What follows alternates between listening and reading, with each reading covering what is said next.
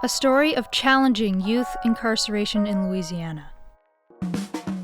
Our hearts and gratitude go to the parents and members of FLIC who share their stories, advocate for children, and face challenges described in this book.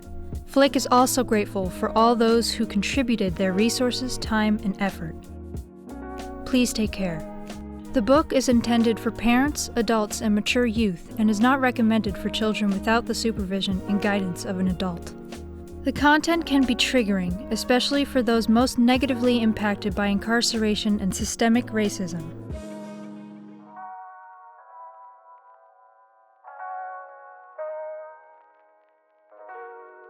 In Noah's case, instead of trying to understand or help him, his school punished him.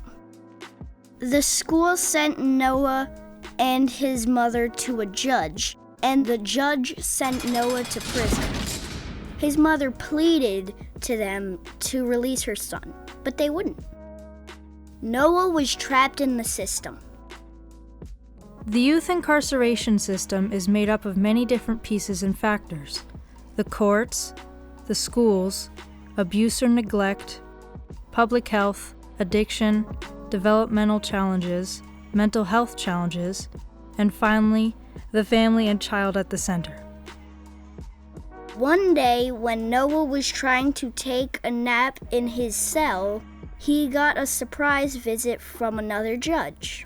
She was not the same judge who sent him to prison. She said she was a chief justice and was with a group of people who wanted to help him.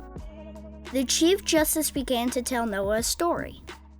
It was a story about a law, Act 1225. In 2001 and 2002, families and friends of Louisiana's incarcerated children, FLIC, began to more formally organize to raise awareness of the horrific conditions and abuses at Louisiana's youth prisons. When lawmakers heard of the horrible things happening to children, they collaborated with FLIC, and in 2003 they passed a law, Act 1225, because they wanted to change how kids were being treated. Act 1225 of 2003 was the call to action to fix our broken youth justice system and address historical and systemic injustice and abuses in the system in Louisiana.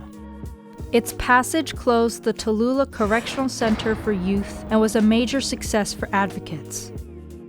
It created the Juvenile Justice Reform Act Implementation Commission, a group of people to help children and to lead all the other people in the state who wanted to help too.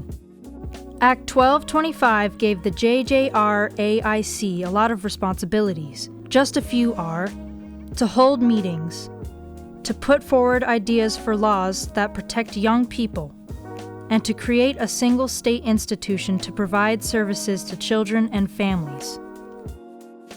There were many people wanting to help children. Some were helping to educate children. Some were helping the children's parents buy food for the family. Some were making sure the children had homes where they could sleep. Others were helping sick children get medicine. All of them were doing their part to help children and their families. But there was a problem. The helpers didn't talk to each other enough. So they had to learn to talk more so that they could share all the information they knew about each child.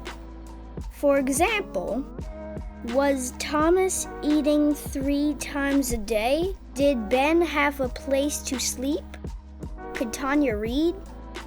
The helpers also needed to agree on who would do what. Act 1225 required agencies to develop plans and cooperation agreements to share data. But unfortunately, a couple of years later, another law replaced it and only encouraged agencies to share data. In 2016, the governor recommitted to what was termed as broader collaboration. Additionally, the law asked helpers to gather together to work in only one place so that children and their families only needed to travel to visit one building to receive all of the help that they needed. Act 1225 saw the benefit of reducing the number of state agencies handling children and bringing services into one new agency, or a single state entity.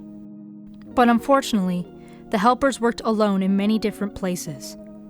If a child needed help, they had to travel far to visit each helper in those different places.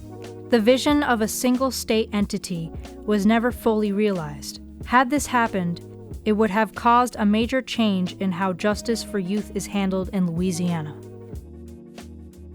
Take a few deep breaths, then write down 3 values that are important to you in deciding how we handle children in the system.